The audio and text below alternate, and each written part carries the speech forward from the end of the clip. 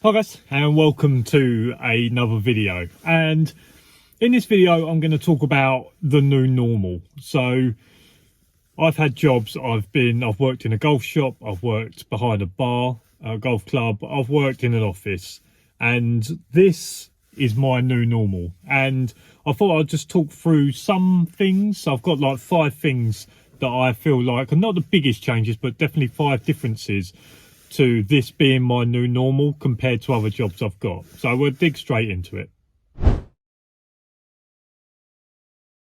And the first one is an obvious one: having a trained dog 24/7. Now, having a dog 24/7 is nothing new to anyone else. It's okay, you might go to work and you might leave the dog at home whilst you're at work, etc. But having a trained dog in what we do 24/7 and being responsible for that is a new norm. And that can be taking a dog for a walk, that can be going to the park, that can be getting someone to look after your dog whilst you go out for the day, for example. Or if you're going away on holiday, making sure that there's somewhere that the dog can be kennelled, or someone can look after that dog and be trusted to do it, because you don't want to just be giving one of these dogs to just anyone that doesn't know what they're doing or can't predict what the dog might do. And I think that that's been a part of the new normal. Now, I've been reasonably lucky that my parents have been able to look after Cooper, because Ollie, the puppy spaniel, isn't as much as an issue, although he is actually more of an issue than Cooper is on a day-to-day basis, because he's a bit of an escape artist, etc. But in terms of Cooper, I've been lucky enough that my parents can do that, because I couldn't just give Cooper to one of my friends and say, do us a favour, look after him for a week, I'll be back, let me know how it gets on. Because if he's out walking the dog late at night, I know that Cooper is more reactive late at night if someone approaches us, whether they're being active or not. If they're walking towards us, I know that Cooper's going to be more reactive on that type of night. Now, I can pick up on them keys and I can know when he's thinking about it, but a lot of people that aren't trained in this aren't going to know that. So it is a bit of a new normal having one of these dogs 24/7. Like I say, not being able to just give your dog to anyone, even if it is kennels. Not all kennels will take dogs that are trained in protection, because I'm reasonably lucky that Cooper is quite a social dog for what we do. He's reasonably social for what we do out of a sort of working environment. But there are lots of dogs in this, whether it's not always the fault of the handler. It can be experiences that you can have throughout this. Now, if you go through a lot of stressful experiences in this job, that can change the dog's attitude towards everyone, not just a single person, towards everyone. It might not even be just in work, it can be outside work as well. So there are kennels that won't take dogs that are trained in protection. So sometimes you have to find the specific kennels that will be able to handle your dog. So I think having a trained dog and being responsible for that 24/7 is completely different to just having a dog 24/7. The next one is providing your own office. So like I said before, I've worked in a golf shop, so I've had to go to a golf shop every day to work. I've had to go to a bar and work. I've had to go to the office and work. This is the first time my new normal of providing my own office. And what I call my office is exactly what I'm sitting in now. This is my office. So when I go to work, I provide my own office. I provide my own heating. I provide my own cooling. I provide my own fridge. I provide sometimes my own electricity. I provide my own sheltering for the dog, i.e. the crate. I look after myself. I provide my own necessities, my own paperwork, my own pens, whatever it is. This is my office, and what I don't have in this van, I don't have. And I think that that's been part of the new norm of making sure. And it's something that you learn as you go through this. It's not something that you have on your first day. It's not something that you have in the first year. It might be something that you get 2 or 3 years down the line. And like I say, when I first started, I had just a caddy van, which was fine for what I wanted. But then I decided when that one got written off, I was like, well, actually, I want a new office space. I want a bigger office space because I want to have an area that I can chill out with. I want a bit more space in the van because sitting in a driver's seat for that length of time is becoming uncomfortable. So I want somewhere else that I can sit, or I want a bench seat so I can spread out a little bit more across here. And providing your own office, I think, is a big one. And that's why you see lots of people that are they have like their own kettles, they might have their own microwaves, they might have all of this type of stuff because they are providing the best office for them for their shifts. Because let's be real about it, this is basically your home for 12 hours on site. On the site I'm on now, I've got no cabin, we have got a portaloo, so we have got a toilet, but I have no cabin, I have no heating. Everything that I have in here is to keep me alive for the next 12 hours. So providing my own office, and like I say, it's not always something that you have at the start, maybe not even something you have in the first year, but as you go through, and hopefully through watching my videos, people are actually going to be more prepared for their first shift in terms of having an office space that is going to be good for them and make sure that they can work the best way they can. Number 3 is spending days alone. Now, it's not alone, I'll give you that. I take over from handlers and we'll have a quick chat. When I'm at home, I'll take the dog out for a walk, and obviously I see people whilst I'm out taking the dog for a walk, but I actually spend days alone. Now, I go work on a Sunday night, I finish on a Friday morning. I won't really have face-to-face conversations with anyone, mostly, other than the handler that I'm either taking over from or is taking over from me. And like I say, sometimes I see the missus in the morning for about 10-15 minutes and I can have a face-to-face conversation. But in terms of family, friends, general people that live around me, I don't have face-to-face conversations with them. I might have a conversation through text or through the phone, etc. But actually face-to-face conversations, I don't really see. Parents might see them once a week in the Sunday to Friday morning. I might see them maybe once a week, because if I'm going to take the dogs there, I'll normally take them there in the morning. My mum and dad aren't up at 6 a.m. waiting for me to turn up with the dogs. So I don't really get to see them.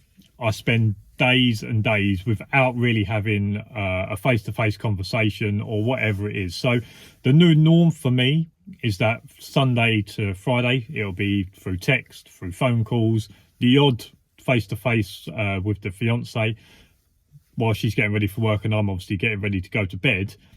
But that's about it. I don't really have too much other face-to-face. Obviously, if I need to go and get petrol and things like that. But in a general week, I probably have face-to-face conversations with about 3, 4, maximum 5 people.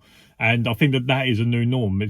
It's not something that I've had to experience before. Obviously, working in golf shops, working in a bar, having hundreds of people, maybe a bit over the top, but having lots of people, lots of different people all the time coming up, getting a drink, going away. Someone else comes up, and it's like a constant thing. So you're constantly having face-to-face conversations. I don't get that with this.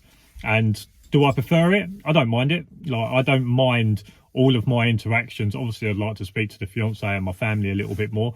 But in terms of dealing with the public and dealing with 100 members of the public every day, yeah, I don't mind this. I do prefer it, because the less people that I have face-to-face conversations with, the less people that can piss me off or give me the ump for absolutely no reason. So the new norm for me is from Sunday to Friday morning is that I only probably have about 5 conversations face-to-face with people, and I don't mind it. And number 4, the new diet. And I'm not saying new diet as in I'm trying to shed any weight. I need to put weight on, if anything. But I don't really have hot meals. I might be able to do myself some hot pasties and things like that for like a breakfast. Chicken and mushroom is my favourite, if anyone's actually worrying.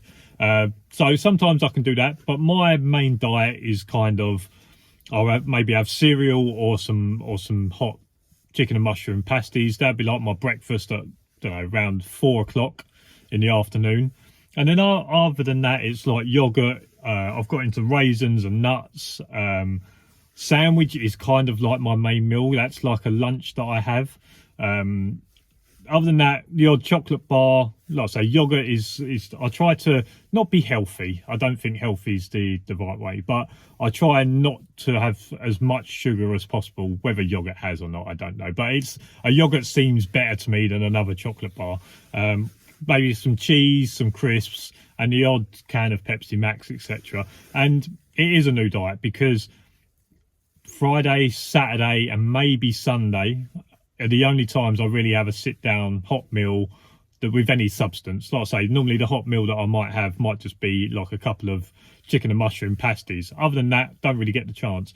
Now, obviously, if I had my own microwave and things like that here, then yes, I could do myself some microwave meals. On other sites that I've been on when we've had a cabin and I've been able to do myself microwave meals, yes, I do get a hot meal there then.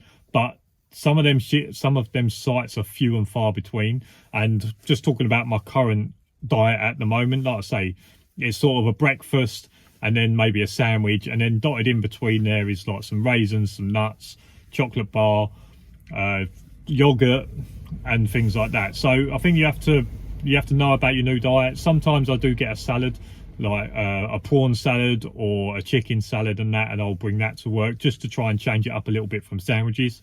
But in terms of being able to bring like a roast dinner, not going to have a roast dinner during the week, or you're not going to be able to have a curry during the week, unless obviously you've either got the facility of a microwave that you can do it, or you have a microwave in your van or in your office space in order to be able to do it. But like I say, most of the time, I think most people are eating like sandwiches and things like that, and just trying to get themselves over the line so they can get home.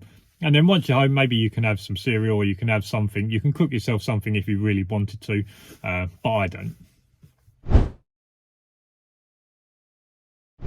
And the last one for me is anxiety. And I wouldn't say I am an anxious person. I wouldn't say that I suffer with anxiety as such, but definitely at the start of my starting this job, and even now, like sometimes, even if you've been watching this video, you might have seen me, I sort of twitch and I look around a little bit because I have a anxiety that someone is watching me, or I have an anxiety that whilst I'm doing this, I'm kind of missing something. Now, I know I'm not, because I know where the main gate is, and that's the only entrance into this site. So I know I'm not missing anything by doing this video, but I do have an anxiety of trying to catch something at the earliest possible time. So I wouldn't want to wait until someone's cutting the lock off the gate before I act. I want to catch them at the earliest point, maybe before they get to the gate, so that I can speak to them before they start doing something, in order to give me enough time to react, to do what I need to do. But I definitely think that anxiety is like the new norm for me when I'm working. And like I say, I'm not sitting here panicking that someone's going to come and attack me, or I'm not sitting here panicking that something really bad's going to happen. Like, I don't get in the sweats, I don't get shivers and different things like that.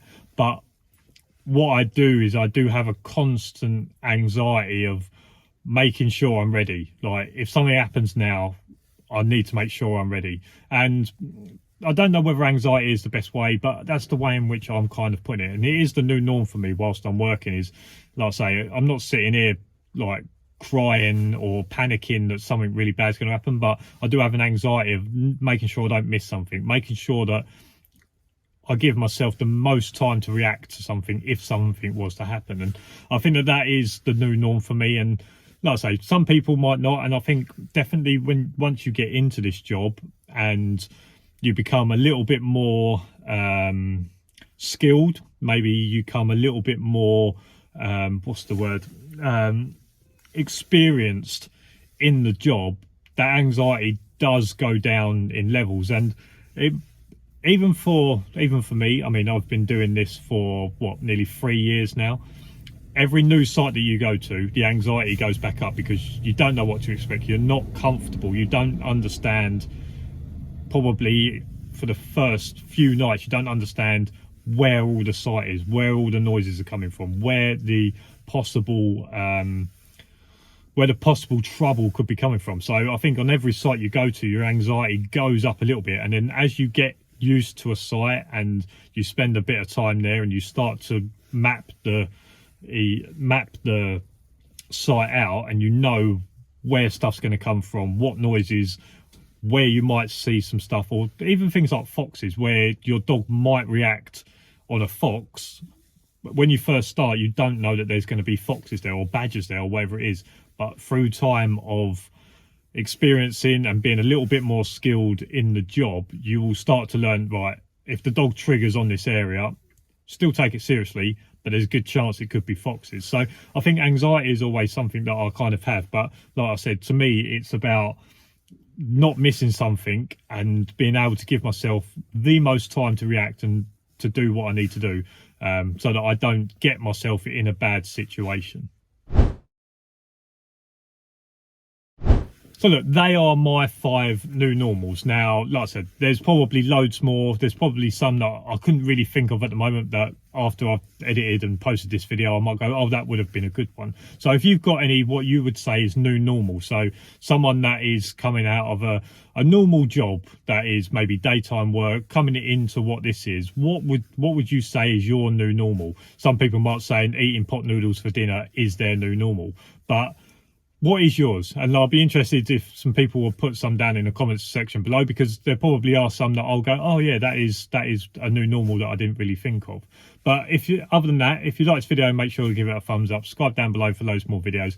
Down in the description is also my Patreon. For less than a happy meal a month, you can really help me out to try and make some more videos and bigger and better videos. But as for now, I'll see you again next time. Cheers for watching.